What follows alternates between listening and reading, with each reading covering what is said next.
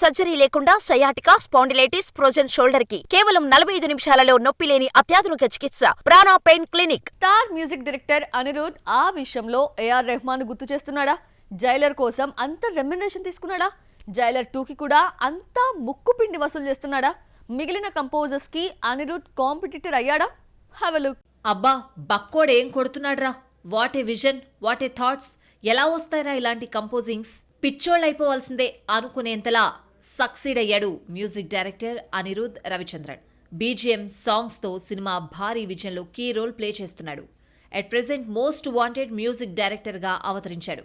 ఈ క్రేజ్ చూస్తూ ఉంటే 90-2000 ఎరాలో ఏఆర్ రెహమాన్ మానియాను గుర్తు చేస్తున్నాడు. యునిక్ స్టైల్లో బాణీలు సమకూర్చి తక్కువ టైంలోనే సక్సెస్ఫుల్ అండ్ స్టార్ కంపోజర్గా చేంజ్ అయ్యాడు ఏఆర్ రెహమాన్.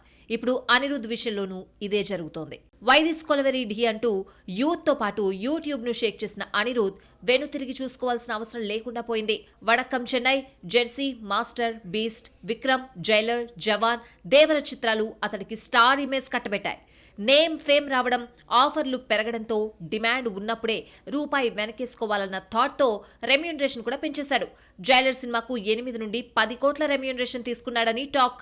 ఆ తర్వాత వచ్చిన బాలీవుడ్ ఎంట్రీ మూవీ జవాన్ కు కూడా 10 కోట్లకు పైగా చార్జ్ చేశాడని సమాచారం. ఇప్పుడు జైలర్ 2 కూడా భారీ రెమ్యూనరేషన్ తీసుకుంటున్నాడట ఈ స్టార్ మ్యూజిక్ టెక్నీషియన్. సుమారు 18 కోట్లను ముక్కుపిండి వసూలు చేస్తున్నాడట.